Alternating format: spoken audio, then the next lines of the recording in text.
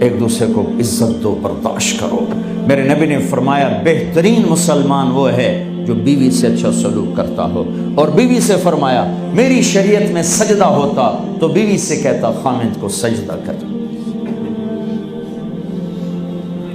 بہترین صدقہ اولاد کی تربیت ہے۔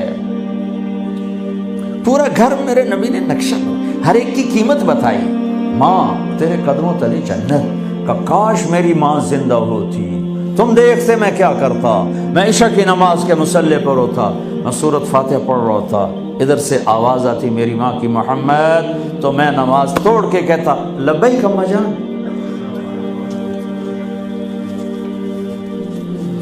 باپ کا تیرے جنت کا دروازہ ہے، باپ تیری جنت کا دروازہ ہے، کھولنا توڑنا نہیں، کھولنا توڑنا نہیں، توڑ دیا تو جنت میں نہ جا سکو گے۔ سب سے بہترین مسلمان جو بیوی سے اچھا سلوک کرے، سب سے بہترین عورت جو اپنے خامند کی منشا کو دیکھے۔ پھر آپ نے ایک عجب بات فرمائی جو معاشرے میں بہت بوجھ بنتا ہے جس کا، ہاں بھائی تمہیں ایسا صدقہ بتاؤں جس سے بڑھ کے کوئی صدقہ نہیں، تمہیں ایسا صدقہ بتاؤں جس سے بڑھ کے کوئی صدقہ نہیں۔ انہوں نے کہا جی کیا؟ کہ الابنۃ المردودہ، جس کی بیٹی کو طلاق ہو گئی یا بیوہ ہو گئی اور گھر واپس آ گئی ماں باپ کے، یا ماں باپ نہیں ہے تو بھائی ہیں، وہ ایک بوجھ بنتی ہے ماں باپ پر بھی، اور بھائی تو ویسے ہی باغی ہو جاتے ہیں۔ میرے نبی نے فرمایا اس بچی پہ خرچ کرنا کائنات کا سب سے افضل صدقہ ہے۔ گھر، ایک گھر کیسے چلتا ہے؟ ہمارے ہاں پنجاب، سندھ، بلوچستان سرحد میں بہنوں کو وراثت میں کوئی حصہ نہیں ملتا، سب بھائی کھا جاتے ہیں۔ میرے نبی نے فرمایا جس کو اللہ نے 2 بہنیں دیں اس نے ان کا حق ادا کیا، شادی کی حق ادا کیا۔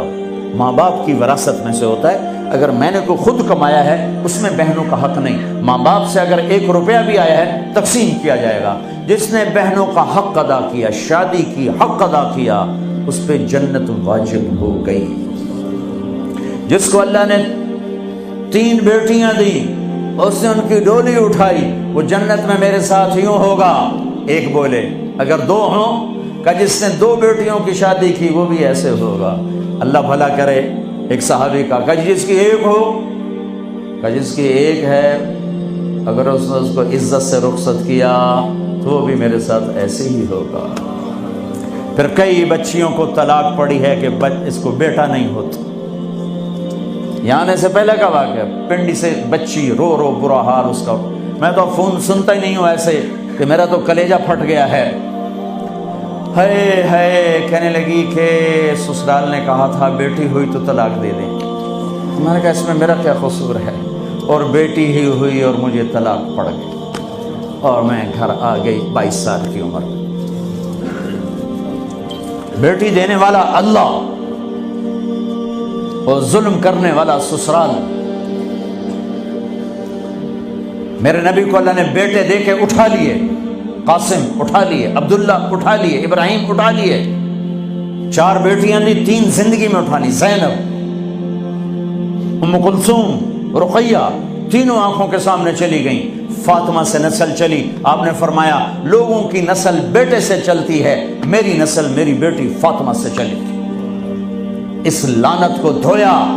عورت کا کیا قصور ہے اگر اس بیچاری کو بچیاں ہو رہی؟